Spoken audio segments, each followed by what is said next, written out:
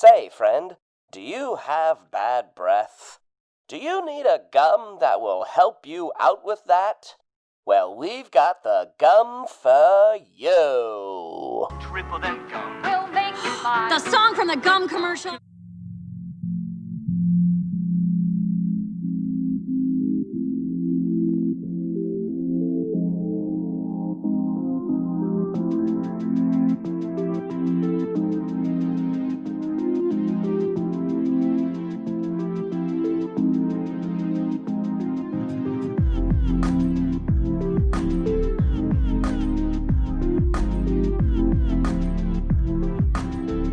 Hey everybody, and welcome to another episode of the Cinema Psych Podcast, the podcast where psychology meets film. I am your host, Dr. Alex Swan, and today we're going to be talking about a long-awaited episode on the show. I'm sure everyone's been clamoring about it, and I'm so happy we're finally doing it, and we're doing it with a very special guest, in my opinion. But for those of you who may not know what Inside Out is, let me give you a little bit background before we jump in with the guest host for today.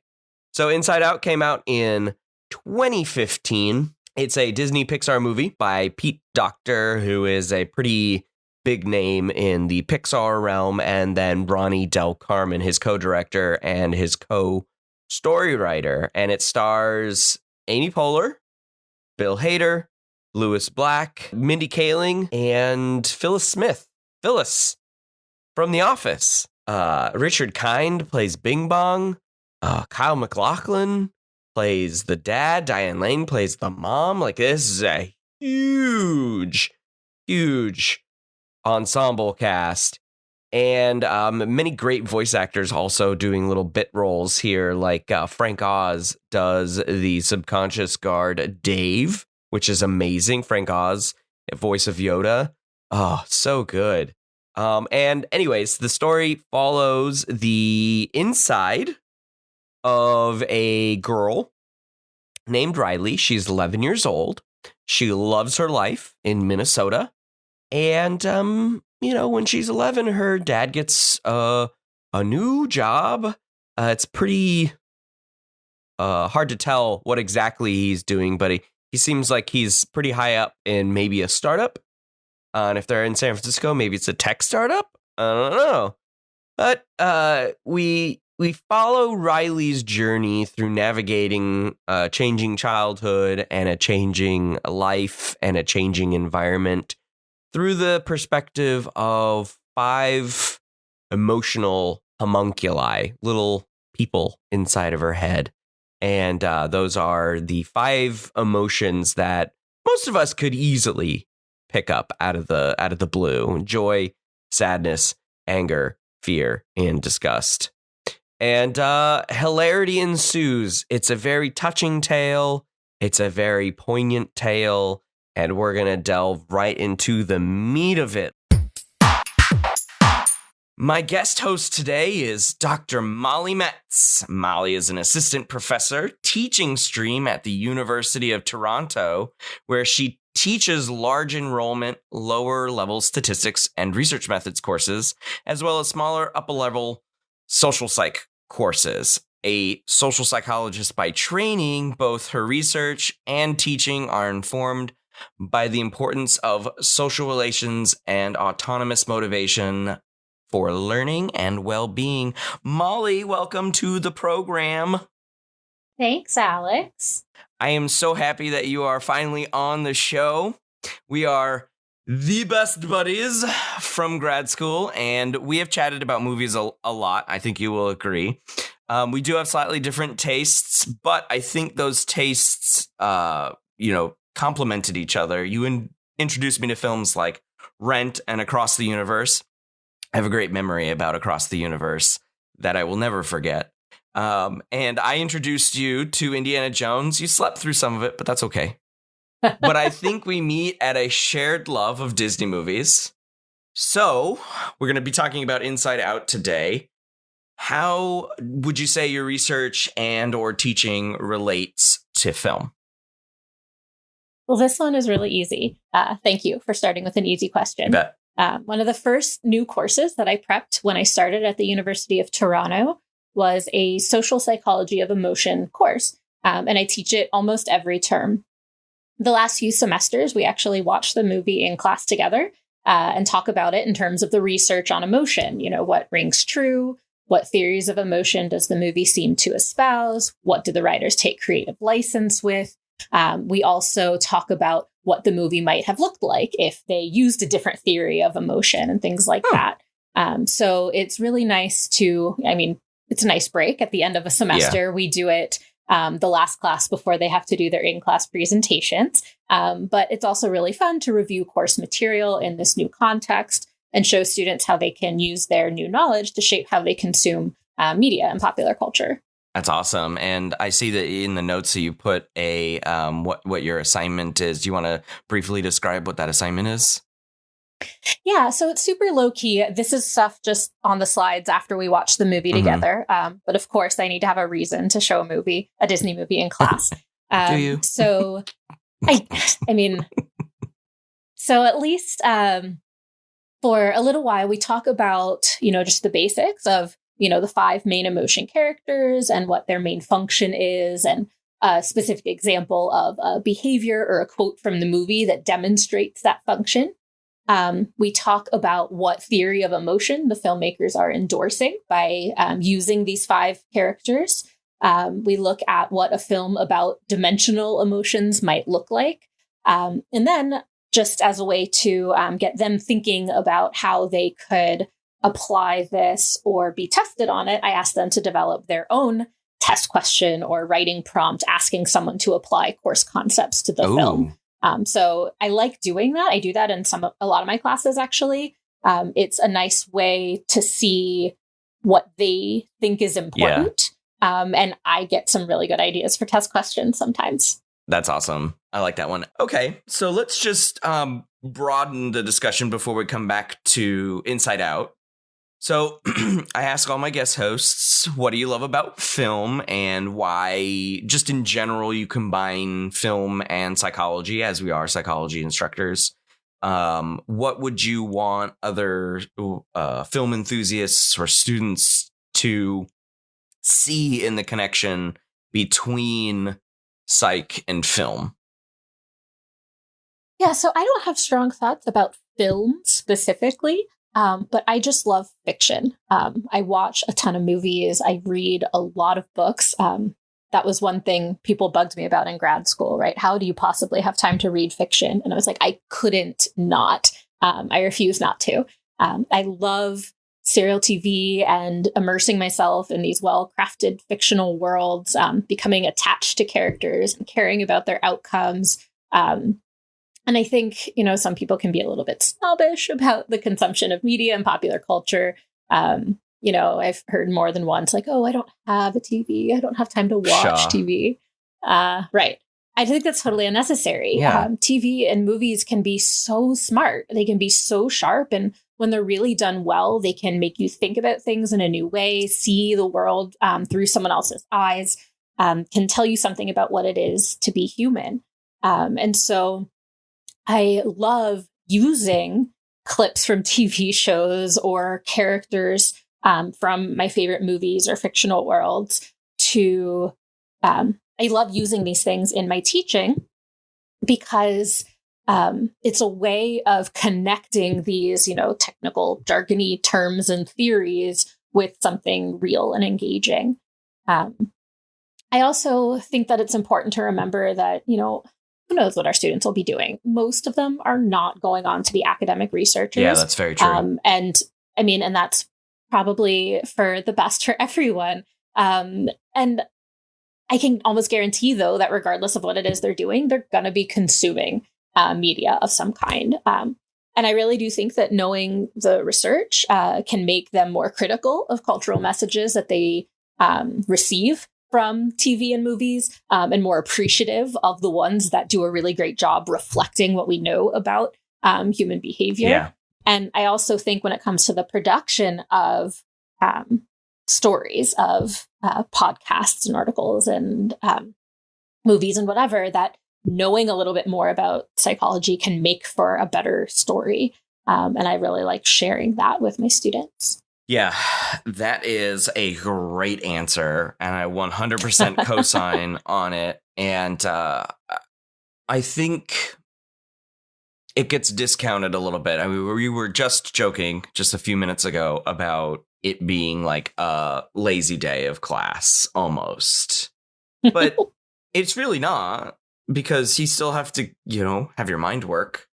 Your mind's still working on analyzing the situation and what you're looking at and what you're consuming. So, it's a different delivery day. It's still course concepts. It's still we're just gonna do a little different today. Yeah, and I like it because it's it's important for us. We want our students not just to be able to define things and regurgitate back definitions, but apply what they're learning to the real world. And I mean, Inside Out counts as the real world for that day. And it's also, I joke around with my students in most of my classes that I, have a propaganda campaign to convince them that the things I teach them really matters. And so this is another way to share the relevance of what it is that we're learning, right? This isn't just stuff in a textbook. It's not boring. I'm not going to have you just sit here and read and then I'm going to regurgitate to you what you just read. We're going to put it all together. And, absolutely. It's a cartoon, yes, but its delivery and its message all exist in the real world. So we should take it as such. Yeah.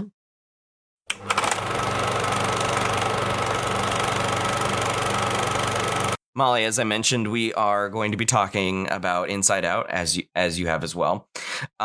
In fact, when I launched the podcast, I have the messages, I have the receipts. You messaged me and you called dibs on it. And you literally used dibs. So taking what you've already mentioned and the fact that you use this exact film in your class, what was your reasoning behind calling dibs and wanting to be on the show for Inside Out? Well, I just love this movie. When it first came out, my husband and I actually saw it twice in the theaters and cried both times when we were watching this movie again a couple weeks ago. And, I was taking my notes, even thinking about prepping for the podcast. We were still crying / laughing until we're crying, depending on the part of the movie. In addition to being a really touching story, the animation is just absolutely incredible.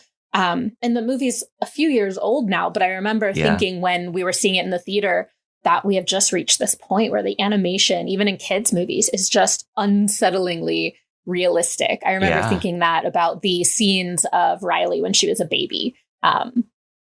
And just like most kids' movies, there's so much good stuff in the movie for an adult audience. I told you before, one of my absolute favorite bits is toward the beginning when Fear is worried about there being a bear and Anger says, "There are no bears in San Francisco. Saw a really hairy guy, though. He looks like a bear." And I laugh every single time, even though I know it's coming. I just love this movie. But I also think it's really special. It's unique in that it's not just this great example of human psychology and behavior, like a lot of the films that you have talked about on the podcast so far, but actually two of the foremost contemporary emotion researchers, Paul Ekman and Dr. Keltner, served as advisors on the production, meaning that this movie is a really great example of sharing psychological science with a general audience and the possibility of collaboration between scientists and creators. I just think it's wonderful. And there's so much to talk about. Yeah, there is so much to talk about. And we had this discussion before we started recording that it's we're probably not going to be able to get to all of it in 50, 60 minutes. Because there's just we could spend hours. We could literally spend hours talking about it. So I think what we can do in this discussion is, and I think we both had the same idea when we were independently putting our notes together, is talk about the two main psychological concepts topics thematically that fit Inside Out, which are emotion and memory. And I think we'll tackle emotion first because this is obvious. I think that's the obvious first step. Literally the right. point. So that's why we're here. That's why we're here right now. To get us started with emotions, what are your major takeaways with how emotion is presented in the film? Start with an easy question, didn't you? So the first thing that I think we need to start with is the theoretical perspective on emotion that this film espouses. I mentioned that in the questions that I talk about with my students. Right. So to kind of expand on that a little bit, there are multiple theoretical perspectives on what emotions are, how they develop, what they contain, how the different pieces are related to one another. And just like any area of research, there isn't one theory that is absolutely correct. Right. This movie, given that it was done in consultation with Keltner and Ekman, definitely espouses a basic emotion model. Yeah. Yeah. And so this basic emotion perspective has a few key components to it. I think one of the most important parts to it is that emotions are discrete, meaning that we have the emotions like anger, fear, joy, sadness, and disgust in this movie. Other basic emotion models include other emotions that were not included. Yeah. In this film. To interject here, Pete Docter, the filmmaker, he was like, no, we can't have all 7 or whatever because that's just too many characters for kids and others to follow. So he told the 2 of them, nope, pick 5. Well, and I mean, that's fair. I mean, so I think that these 5 are consistent across most basic emotion models. Sure. I would say Ekman would also include surprise as the 6th, although like the difference between surprise and fear is kind of muddy and not at all clear. But other basic emotion models over the years have had 10 or 11 or 26. Oh, I did not know that. Oh, my goodness. Right. So that's way too many characters. This is not an ensemble show. So these 5, though, are the 5 that most of these models have in common. So it's a good place to start. Sure. Now, this basic discrete perspective kind of places each of these emotions as categorically distinct from one another. So anger is anger, and that is qualitatively and categorically different than joy, which is different from disgust. Each of these emotions coordinates all of the different aspects of emotion, by which I mean the cognitive appraisals, the physiological arousal, the behavioral responses, the subjective feelings that go along with an emotion. So this categorical perspective says that when you signal like fear, when you set off fear, then that's going to bring up all of the associated fear-related programs in the brain that they all work together. Yeah. The other part of the basic emotion model is that they are innate rather than acquired or learned, that these are, that we are born with them. This implies a biological or a genetic basis to them. This is most consistent with an evolutionary perspective on the functionality of emotion. Right. So I do think that that's one of the coolest things about this movie, and one of the most valuable things about it is that it really shows that emotions serve a function. Right. And that's actually, I mean, that's something that most models of emotion would agree on, regardless of how you think emotions are structured or how they are developed. They serve a purpose, right? Joy is not just about feeling good, and sadness is not just about feeling bad. Let's have Joy describe what the jobs of these emotions do. Yeah, let's listen to Joy tell us all about that, and then we'll come back and add any flavor.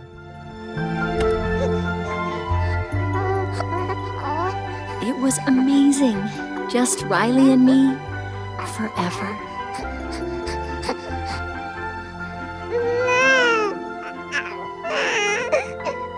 For 33 seconds. I'm Sadness. Oh, hello. I'm Joy. So, can I just, if you could, I just want to fix that. Thanks. And that was just the beginning. Headquarters only got more crowded from there. Very nice. Okay, looks like you got this. Very good. Oh, that's our turn. Oh, look out! That's Fear. He's really good at keeping Riley safe. Easy, huh? How back? Oh, we're good. We're good. Thank you. Thank you very much. And we're back.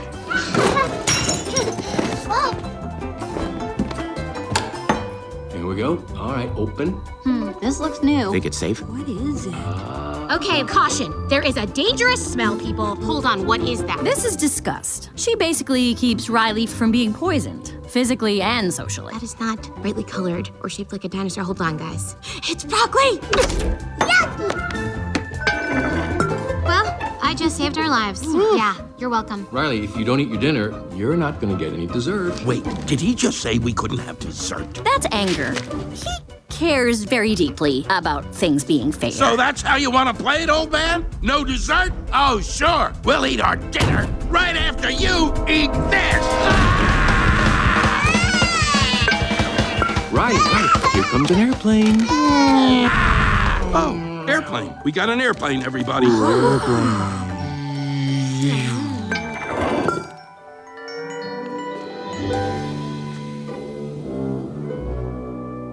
And you've met Sadness. Okay, so Joy described for us the emotions in that clip.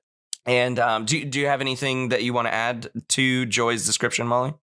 Yeah, so first, I think was really interesting. She doesn't really say what her purpose is. Yes.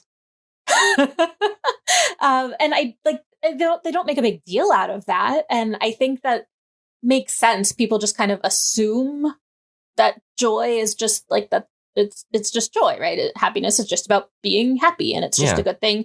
And we don't really talk about the function. We don't. But I think what is really cool about that is that's pretty consistent with research on positive and negative emotions, that negative emotions do seem to have these really specific functions and associated action tendencies, whereas the positive emotions like joy, as well as interest and amusement, for example, don't have as obvious and clear functions. Yeah. And I think Joy's character arc in the movie has to do with her coming to terms with her function. Because she has to essentially live this experience outside of herself, and recognize that she's not the antagonist to sadness, and Joy can't be in control of HQ 100% of the time, but she's a complement to sadness. They actually have to work together. Well, and that's the other interesting piece at the beginning is that, you know, she says right away, like, and here's sadness, right? Yeah. I don't really know what her purpose is. And that's, I think, one of the most beautiful parts of the story, but we can talk more about that later. Yeah. So before we jump into that, because I think that's a critical part of discussing how the film ends. So I asked, and I'm going to have more of your thoughts later in the episode before we end, including some special guests. But I asked our colleagues through the Society for Teaching of Psychology their thoughts on Inside Out. And I think we had a pretty good, lively discussion back and forth about how you all use the film in your teaching. And one of the things that came up was a competing theory for emotion. And I think you have a better handle on this because you're teaching emotion. So I'm going to give that to you. So, I mean, I'll preface this by saying I don't know that I have a great handle on it. I'm Better than not me. as familiar with it. It wasn't something I had heard about until I started teaching the class, but I'll give it my best shot. And so the perspective that came up on the board, and I think is important to acknowledge, is a totally separate model of emotion called psychological constructionism. Yeah. The big name most associated with this perspective is Lisa Feldman Barrett. She has this great book, How Emotions Are Made, as well as some really great TED Talks. That's a great title, also, actually. It's, right? I mean, it fits the constructionism part real well. Right. And she also was the primary counterpoint to all of the interviews with Peltner and Ekman after the release of Inside Out. So any article you read that was like, what Inside Out got wrong, interviewed her. Yeah. So psychological constructionism is a attempt to deal with what's called the emotion paradox. So this paradox that had been kind of identified in the literature was that people have really vivid and clear and distinct experiences of emotion. So if you ask anyone, right, not just a psychologist, if you ask anyone about experiences of anger and sadness and happiness, that they can very clearly report on having those experiences themselves, on witnessing those emotions in others, understanding the implications of those emotions. There do seem to be, at least in our social experience, very clear, distinct, discrete emotions. But when you look to the psychophysiological and neuroscientific evidence, right? So the attempt to find these emotions in the brain and in the body, there is absolutely no consistent evidence for the existence of discrete categories of experience. So first and most obviously, you cannot find anger in the brain. And that sounds really obvious. So it's not there isn't an anger. So it's not even isolated enough in imaging studies, is that? No. So not only is there obviously not an anger center of the brain or whatever that means, but we know that, right? That we've kind of moved past this modern day phrenology. We know that psychological and cognitive experiences are in networks of activity and in patterns of activation, but there aren't even consistent patterns and networks. Yeah. So, and we also know from early research that there are not consistent autonomic and parasympathetic nervous system activation in response to discrete memories. So classic emotion perspective, William James, right, wrote on emotion. And on one hand, when he was writing, he got a lot right? Read stuff he has on the self and on consciousness, and it's killer. But in his perspective on emotion was that the physiological experience is the emotion. Yeah. So you encounter stimulus in the environment, and your body does something automatically and unconsciously. And then that is the experience of the emotion. Not that shapes your experience or that shapes your interpretation, but that literally is the emotion. But what that requires is that each emotion has a distinct and unique profile of arousal, and there's just no evidence for that. Right. Instead, we see kind of a non-specific pattern of physiological arousal that when you're activated, your heart starts beating faster, you start breathing a little heavier, your pupils dilate, you might sweat a little, but it's the same stuff going on in your body when you are worried about a test and when you're watching a scary movie and when you're turned on by your new date. All of these things in the body look very similar, and you have to look to the context to figure out what it is. So all that together is what this constructionism perspective is responding to, is that there just is no evidence for these discrete categories of experience. Instead, it seems that emotions are constructed events in the moment rather than these fixed constructs. One description that I really likens it to any other type of human concept or category that doesn't exist in nature, but is still real to people. So, for example, like the concept of pet. Okay. Right? Pet is a real human concept, but it isn't some objective reality that exists in the world. That's a meaning that we have imposed.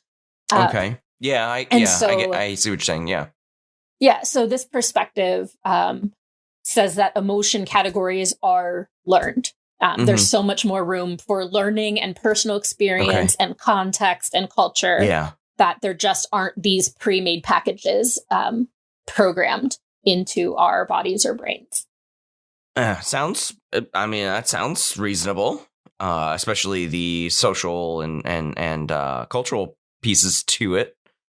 So I can understand why the two camps go back and forth on this one. Yeah, absolutely. I will say, though, that, a basic model of emotion doesn't disregard the importance of learning and context and appraisal. Okay, yeah, sure. So, right. So like the earliest perspectives, right, like Darwin's perspective on emotion, it was much more basic, I guess. Yeah. And fundamental.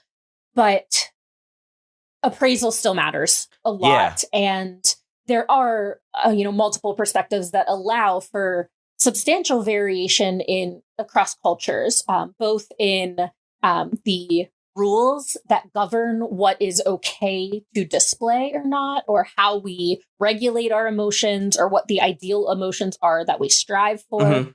So that perspective says that, humans have these innate emotion categories that our bodies respond to a stimulus in the environment in a given way, but learning and culture still shape the way that those are revealed or experienced. Yeah. Yes, I agree with that.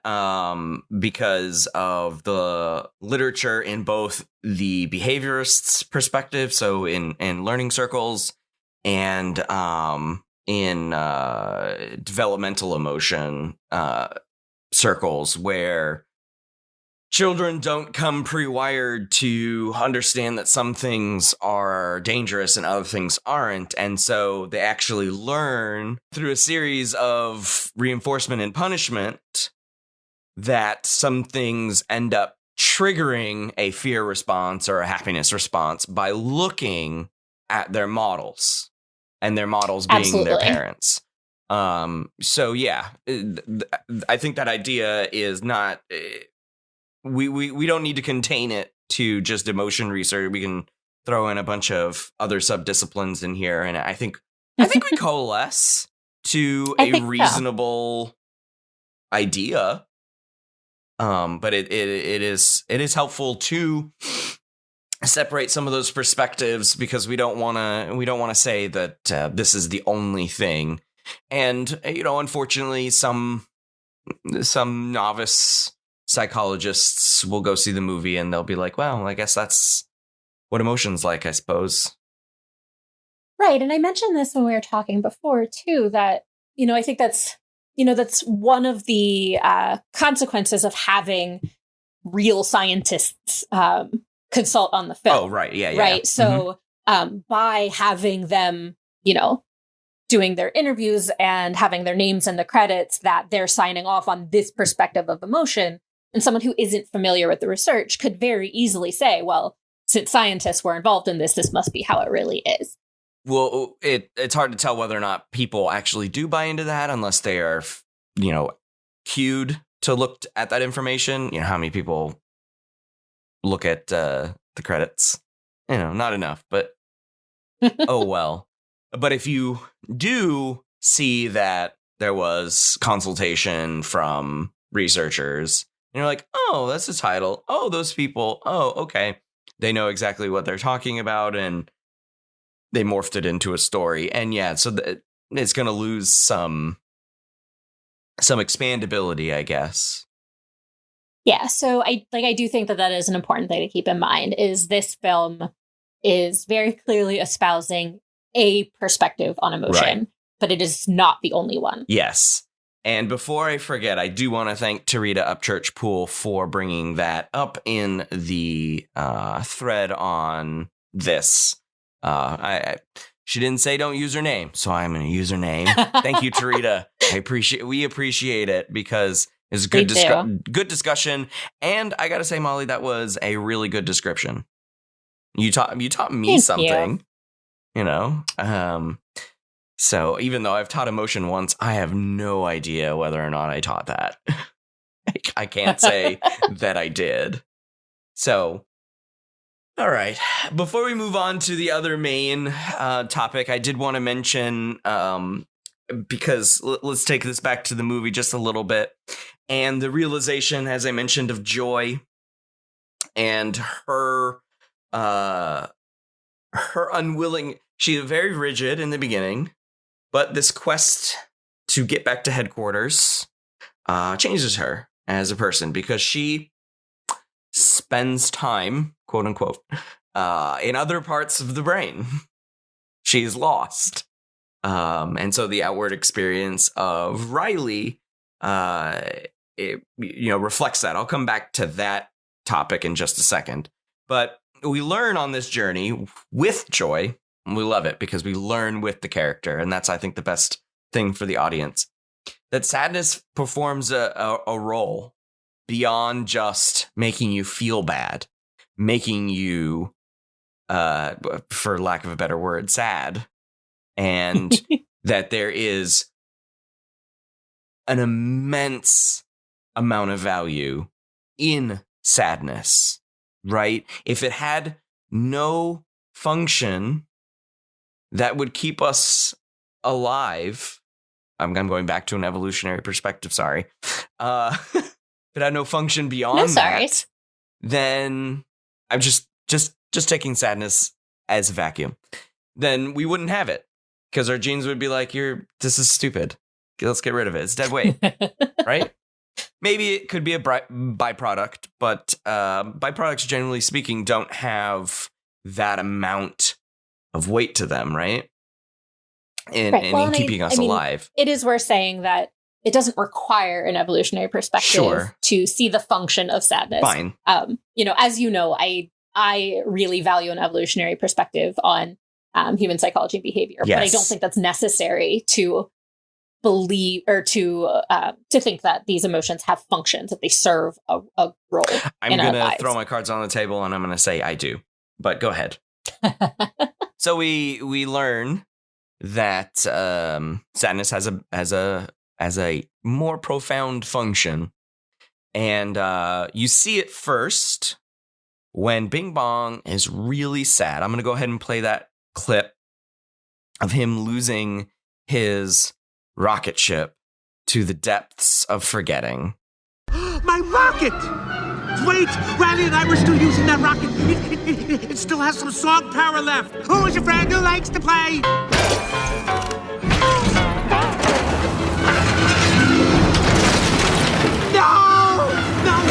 No, you can't take my rocket to the top. Riley and I are going to the moon.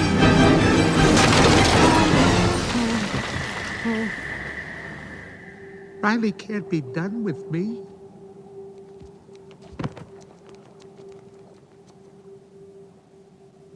Hey, it's gonna be okay. We can fix this. We just need to get back to headquarters. Which way to the train station? I had a whole trip planned for us. Hey, who's ticklish, huh? Here comes the tickle monster. Hey, Bing Bong, look at this. Oh, here's a fun game. You point to the train station and we all go there. Won't that be fun? Come on, let's go to the train station. I'm sorry they took your rocket. They took something that you loved. It's gone. Forever. Sadness. Don't make him feel worse. Sorry. It's all I had left of Riley. I bet you and Riley had great adventures. Oh, they were wonderful. Once we flew back in time, we had breakfast twice that day. Sadness. It sounds amazing. I bet Riley liked it. Oh, she did. We were best friends. Yeah, it's sad.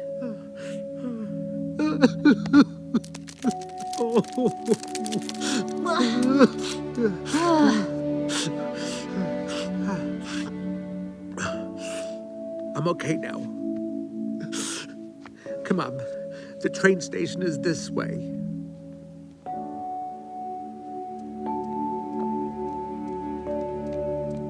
How did you do that? I don't know. He was sad, so I listened to what... Hey! There's the train! So in that clip, Sadness goes and comforts Bing Bong. And right before she comforts him, Joy is trying to change the subject by making silly faces, telling him that we've got to get to the train, oogly boogly, this, that, and the other thing, to no avail because Bing Bong is sad. Which brings me to a tangent that I don't want to get into, but who are the homunculi in these homunculi? That's what I want to know. Like, is this an ever reductionist homunculi? But anyways. Right, like, who's in headquarters? Yeah. Who's in Bing Bong's headquarters? That's what I want to know. Is it a dolphin? An elephant? Anyways. And some cotton candy. Some cotton candy, yeah. Just some amorphous, ephemeral kind of cotton candy. So then Sadness comes over because Joy is not having any luck, and Sadness comes over and was like, "Yo, it must be really hard for you to deal with that sort of loss." And loss is a really powerful theme in the movie. Keltner and Ekman highlight this in their New York Times op-ed right after the film came out, and they say that Sadness is the MVP of the movie because the entire movie is all about loss.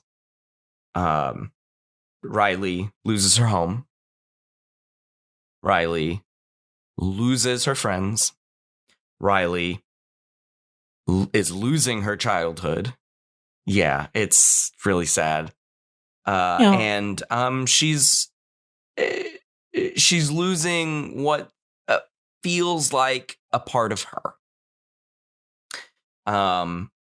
And that's reflected throughout the entire movie and interactions with other characters, as well as losing Joy from her headquarters.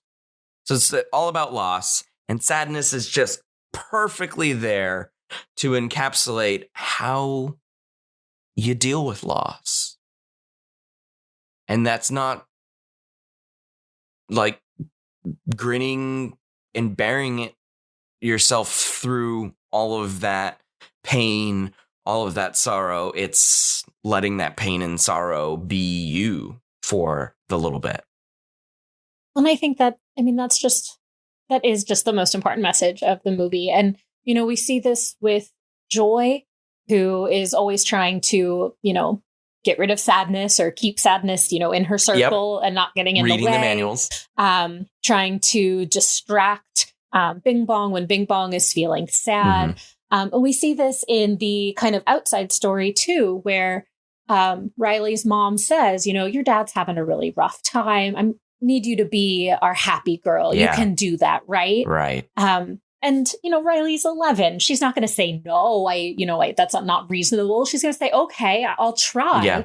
But she's just not able to because she's lost so much. And, I think that this really mirrors this ridiculous cultural expectation that we be happy all the time and that we deal with hard stuff by just being happy and, be distracted and find something else to do. And that's not how it works. And so we learn with Joy that's not only is it not possible, like it hurts. Yeah. And so, you got to live in that. You got to feel that. You got to feel that, because I just went over some basics of coping yesterday in health psych.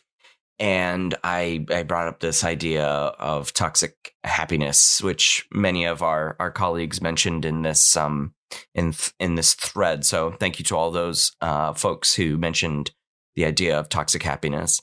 But I said that, approach and avoidant coping styles are good for different things. But sometimes avoidant coping is good for the short term, in like the immediate short term. Maybe I can just disregard it now, and maybe I can just put on a brave face. But if it keeps going, it's maladaptive. It's not going to help you. Well, and we were just talking about this in my emotion class 2 weeks ago with emotion regulation. Exactly. Right? Like if you need to take a break, watch a Netflix show, get yourself together before you can deal with it, go for it. Yeah. And the fact that, the stress of the move for Riley and her family is palatable. I think many of us can relate.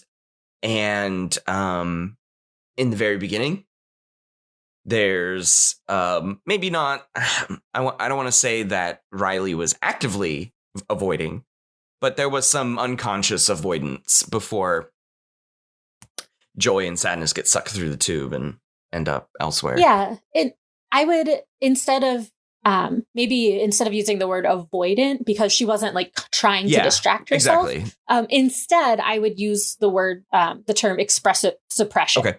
Right. So this is a emotion regulation strategy that we can employ after the emotion has already happened, but it's where we're trying to just squash it down. Right. Don't think about it. Don't acknowledge it. Just keep doing what you're doing. Do what other people need you to do.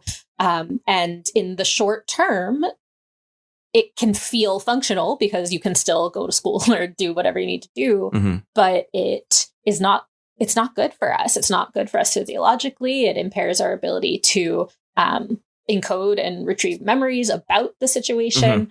And it can have a backfire effect too, that while you're suppressing, you're fine. But then when you stop suppressing, the thing that you were suppressing, those thoughts and those emotions come back tenfold. Yeah.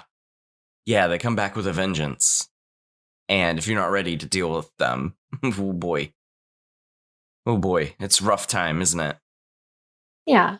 The other special thing about, the interaction with sadness and Bing Bong isn't just, acknowledging the sadness, but the importance of validation in when we're interacting with people that we care about, right? So as you know, like I'm a relationships researcher, that's my training. And it's just all of these interpersonal interactions of social support are just that much richer when you can communicate what's called responsiveness, right? So this is care and understanding and validation that you are absolutely reasonable for feeling the way that you feel right now. And that can go a really long way, especially if you've been taught to, put on a happy face and avoid feeling the sad thing that you're feeling. And having someone say like, no, this is hard. That's okay. Can be really special. Yeah. And I think it can be really special to an 11-year-old. Oh, yeah. Don't have any yet, but I'm sure this will come in handy. In 5 years, not that we're counting. Yeah, not for a while, luckily. So, and I think this, before we get to memory, because I do want to jump into memory, but you brought up some good points about the overall message of the film. Like, what's the purpose and how do you sort of manage that? You want to talk about that, and then we can move on to memory. Yeah, I think that especially emotion related, the big story here is that sadness serves a purpose. So that sadness is okay, that it's a reasonable response to really hard things going on in your life. But also in one of the little, memory balls, we'll get to that in a minute, we see what the essence of the function of sadness is, which is to communicate to others that you need them. Yeah. Right. We're social creatures, and some of our emotions are about intrapersonal survival, right? Disgust is literally about expelling a toxin to make sure that you survive. Sadness is a fundamentally interpersonal emotion. Yes, I agree. It reaches, it communicates a need for support. And so in the little memory ball, we see, Riley sitting on the tree limb after losing a hockey championship, and she's very sad. And her parents are sitting there comforting her. And then her teammates come up and join her, and they're cheering for her because she's an important part of the team. And, that's when we see the memory, turn from blue to yellow. And so it was being sad, and it was showing that sadness that led her support system to rally around her. Yeah, first her parents, and then her friends and her teammates. Her team. Yeah. And I think Joy realizing that she has been myopic, and all of the memory orbs need to be yellow, is not healthy. Right. And it's so good. We see that when, Riley comes back in the house after almost running away. Yeah, I'm going to play that clip too. Get your tissues ready. I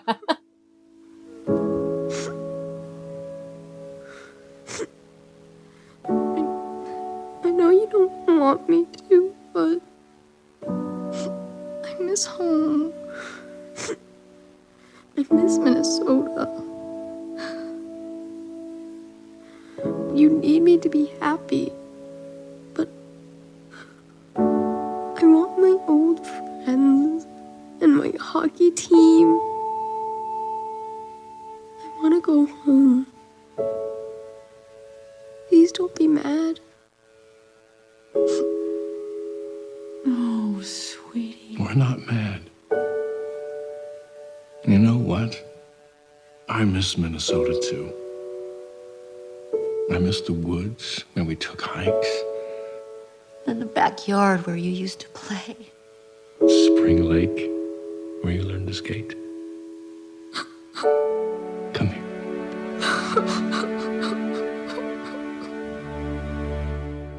We see Joy push sadness toward the controls. Yes. And she's willing to step back and say, this is you. You got this. And that's just such a powerful moment, both for Riley and for Sadness, who's also learning her own worth. Yeah, Sadness does also have a character arc, and it's one of immense growth and not being cast off to the side. Yeah. Yeah, so, Well, and then I also think that the other part of this, regardless of what, model of emotion you think that the movie is supporting or whatever, is that it really gives kids in particular, and hopefully their parents who are watching the movie with them, a vocabulary to talk about their emotions. That, first of all, with sadness, you don't just say, stop crying. It doesn't go away. That doesn't help anyone, that you need to sit with it and talk about it and figure out what it's telling you. But I shared with you before, there's this wonderful quote from an interview with Keltner about kind of the public response to the movie. She says that he got an email from a mom who took her autistic boy to the movie, and seeing the movie was the first time that this young guy had insight into his emotional difficulty.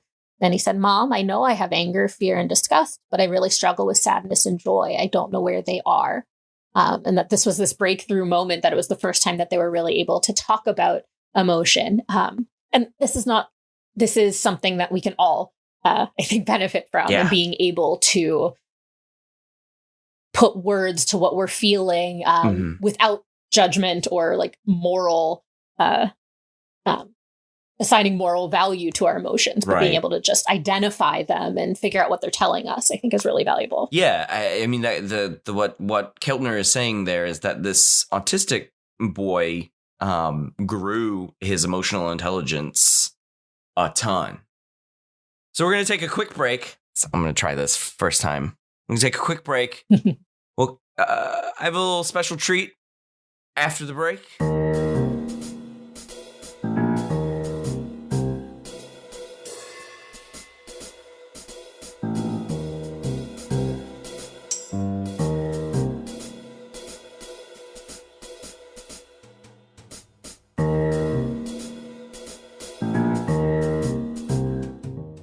Welcome back. So, remember a couple of episodes ago, earlier this year, I said that I was going to be adding a new feature to the show, and I said I was gonna ask listeners and colleagues and who else would like to join in the conversation, how you might use or what psych concepts you spot in the films that we talk about on this show. And so this particular one, Inside Out, we got an overwhelming response on the Society for the Teaching of Psychology Facebook page. Lots of people joined in and gave their voice. We already talked about a couple of those voices earlier in the show. But before we get to those folks, and I can't go through all of them, I wanted to share with you what two special guests that I have had to say about it. So I asked my two kids, Ollie, who is 5, just about to turn 6, and Ellie, who is 3, what they loved about Inside Out, and here are their responses. What's your favorite part about Inside Out? I like sadness and joy. Why? Because they are my favorite. They're your favorites because they're your favorites? Yeah.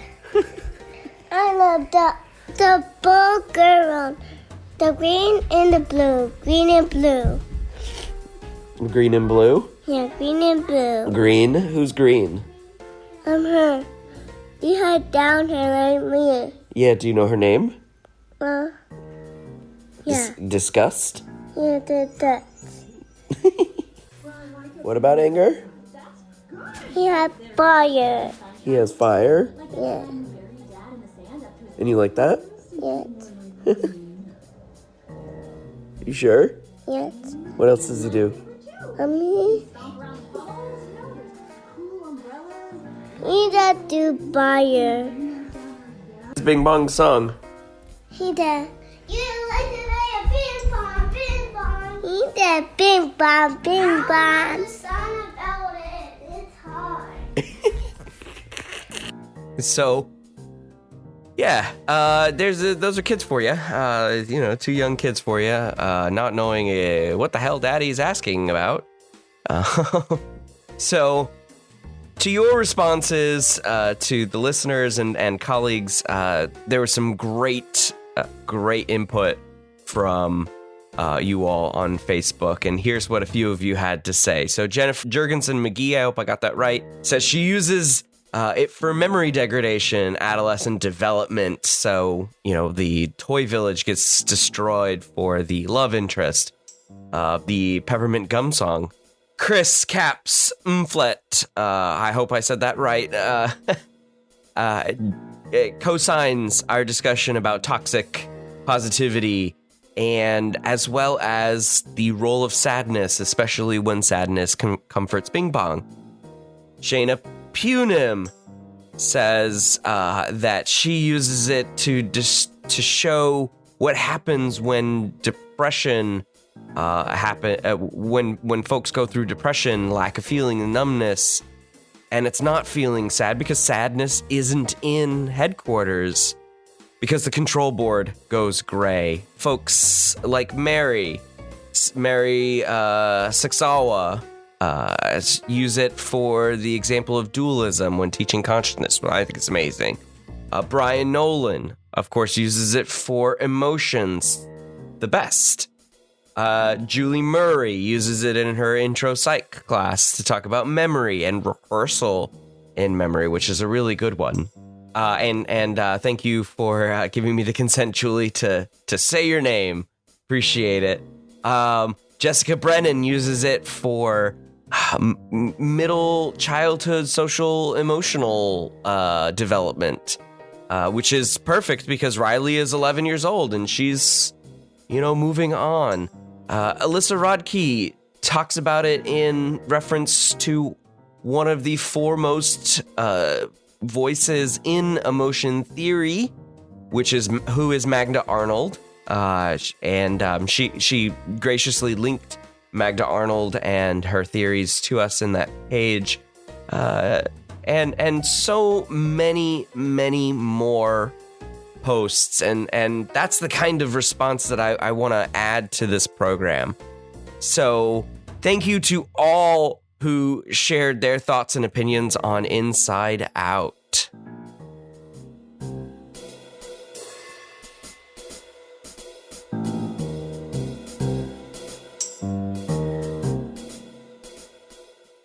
Okay, so memory.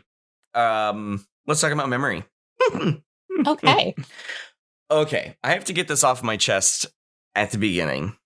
As a cognitive psychologist, as many of you know, in listening to the podcast, and a bit of a dabble in memory. I'm not a memory researcher, but I'm a little bit of a dabble.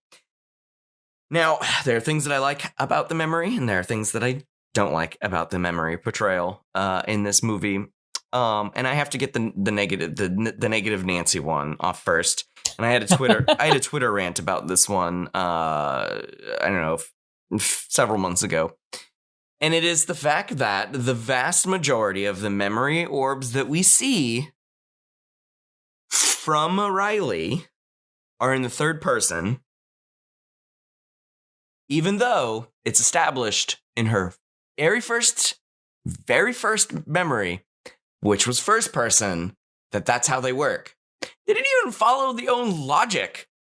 They set up the logic and they're like, nah. Your memories cannot be in the third person. I'm sorry.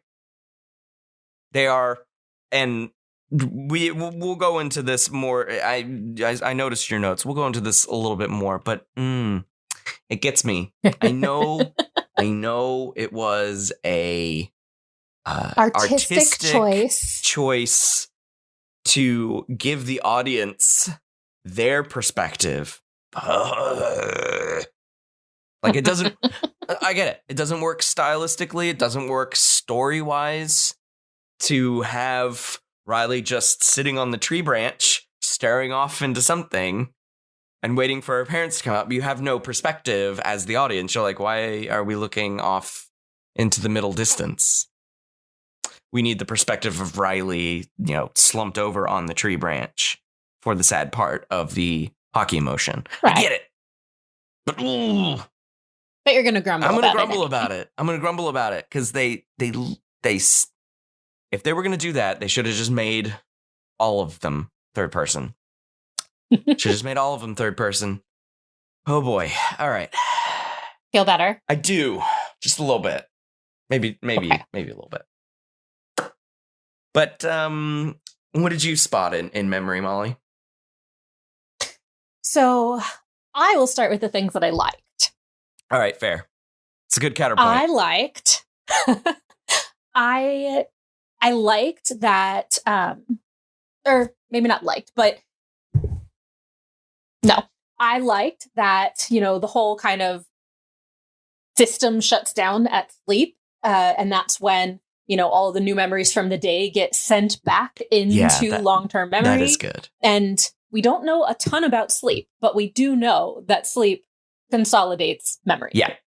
So I thought that was great. Yes, that was good. It was a nice little touch. It was a nice little touch with all of the gears whirring and, sending them all off and going to long-term memory, which, by the way, looks fantastic because all of the shelves where all of the memory orbs sit are all on these wavy shelves, which were made to look like all of our convolutions, all of the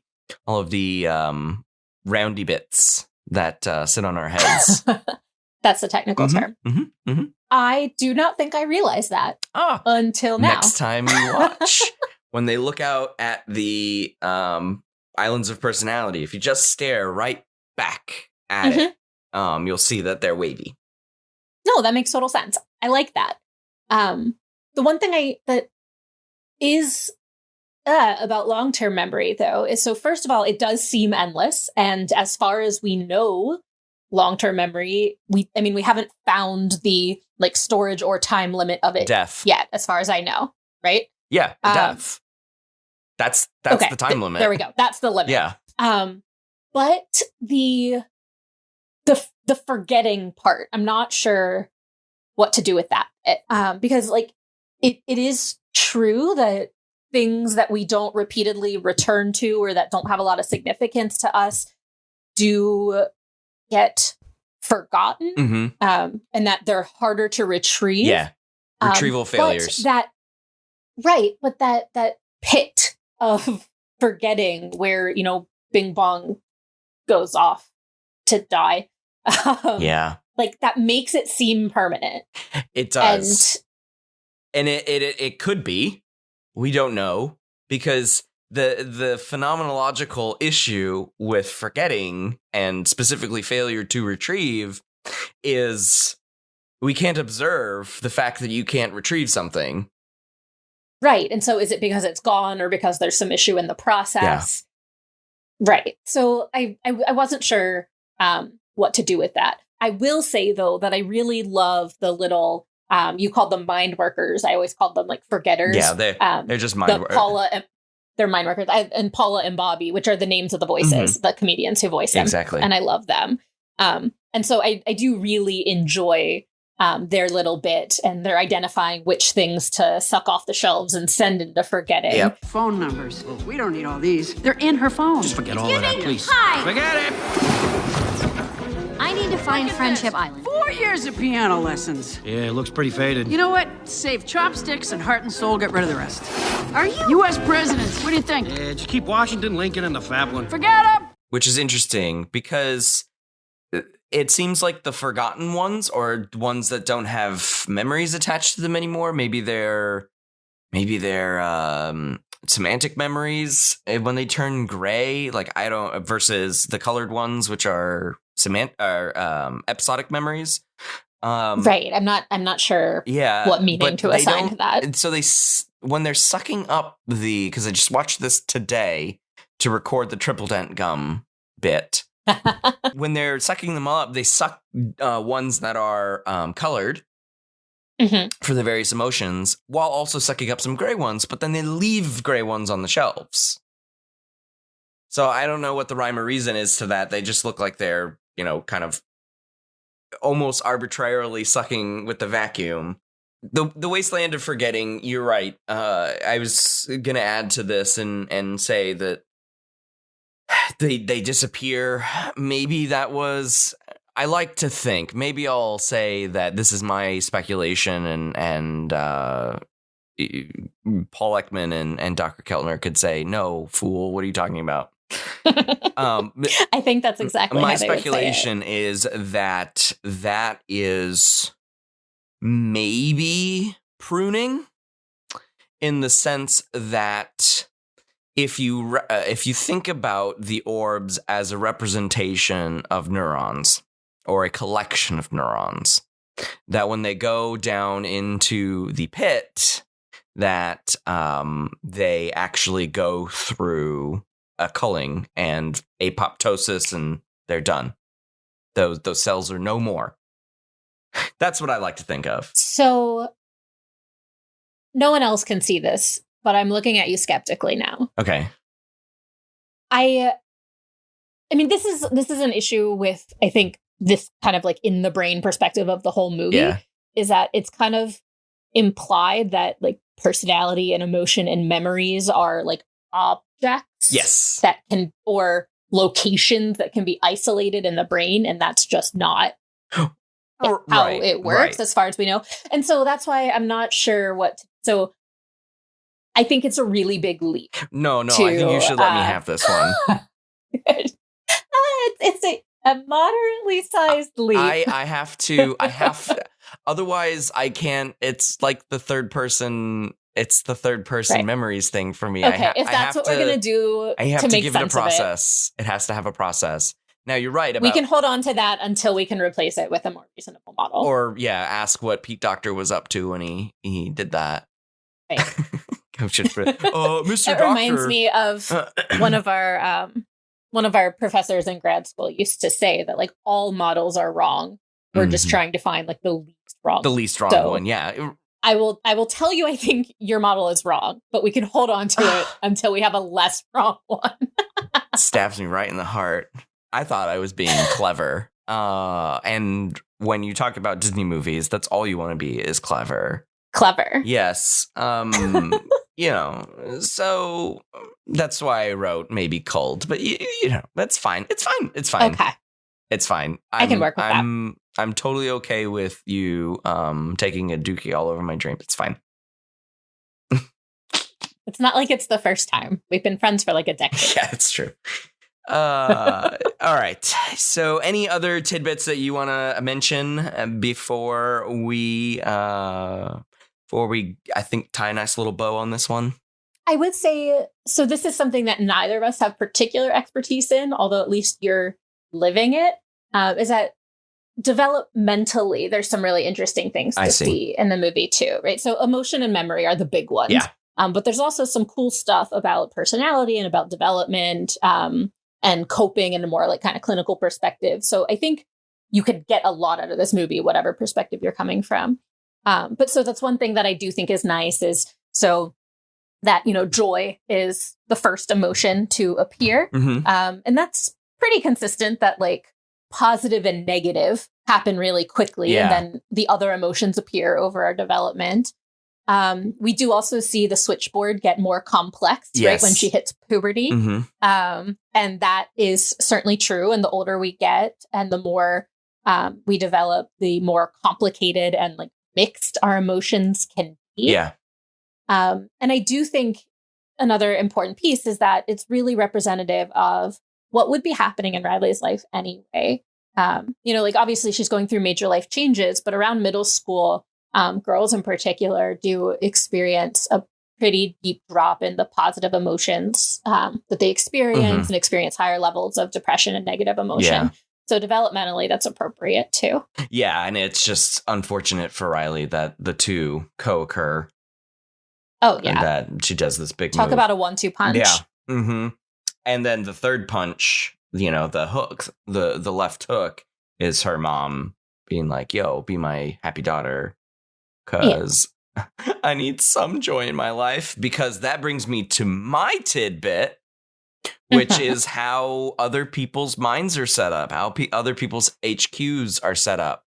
And so good. We see that we see our two other main characters, the mom and the dad. They have two other quote unquote leaders. So Joy is the leader for Riley for her, first 11 years, we'll say, because she's 11 in the movie. But the mom's HQ leader is sadness. She's also represented as the largest emotion, like by physical size. She's larger than the other four. And then in the dad, the leader, who says things about, putting foot down and all of that stuff, pressing the button. The foot is down. The foot is down. Anger is in control of HQ. Now, we only get a tiny little look, so we don't know whether or not that is accurate for their entire lives. But at least as adults, what we see is that there are different HQ leaders for different people, depending on how they outwardly act. Well, and a couple things about that. First, I would say that's incredibly gendered, I think, in like you expecting, the male parent to be predominantly, led by anger. And then also, right, at that dinner scene, right, he's distracted and not paying attention and she's signaling to him. So that's very, I think, stereotypical. Yeah, very traditional gender roles kind of thing. For what they're doing. But that is consistent, right, with another thing that we talk about in my class, which is affective style. So we all have these different emotions that are, responses to things in the world, but people do have weight tendencies, dispositional ways of responding to the world. And so I think that's represented here, right? Someone who is overall a happy person or an angry person. So I think that was a nice little touch. Yeah. Whether it was, I am sure it was chosen to be that way, because then the other people that they show during the credits, the other heads, there are different emotions that are leading those HQs. And then, you have the cat that just has nobody leading the cat. The cat. But the other thing that I wanted to mention about HQ and the composition of HQ is that Riley's, and this might be more speculation on my part, but it's something that I noticed. when you compare Riley to the other characters and gender norms is that Riley has a multi-gendered HQ, whereas the other characters that we see have what is represented by a single gender HQ. And the interesting thing is that I picked up on is that Joy, her leader, is represented as a girl, and so Riley is a girl. But Riley doesn't do traditionally girly things. She actually does a lot of things in more masculine ways. So she plays hockey, and she seems to be a bruiser. I gotta tell you, like what you can tell from the movie, the small little snippets of playing hockey, is that she body checks people. So, oh yeah, she kicks ass. So, and then she's somewhat fearless. So, going down that long flight of stairs, even what leads her to run away, that takes a lot of guts. And whether it was intentional or not, I thought it was an amazing touch. Especially to little kids who are thinking about that and feeling different things, going through puberty, not understanding what their bodies are doing, or even just already knowing that they're trans or they're queer or something, that Riley represents them in some ways. So I thought that was it was a nice touch. Whether it was intentional, ask Pete, doctor. No. Riley makes a great. I wouldn't call her the protagonist. I think Joy is really the protagonist in this film, but she Sadness makes a great framing. Yes, character. She, I think she's a MacGuffin. That's for sure. She's the vector through which the story occurs. So. Yes. So, but she's a good character. I think, oh boy, if I were to take all of Disney's almost 100-year history here, because we're coming up on 100 years, by the way. What? Yeah, with Steamboat Willie. Yeah, for real. I would say Riley is top 5 Disney characters of all time for me. I know she's technically a Pixar character, but whatever. They were already Disney at this point. No, it counts. Yeah, it counts. She's a Disney princess and a Disney prince in my heart. So, yeah, I think that's good.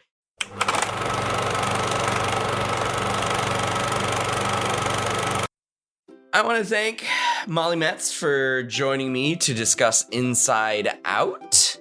Molly, while saying goodbye, is there anything that you'd like to plug? Don't forget to say goodbye. People are plugging, but then forget to say goodbye. So where can people find out more about you and all of that? Well, first, thank you so much for saving Inside Out for me. You got it. This was a lot of fun.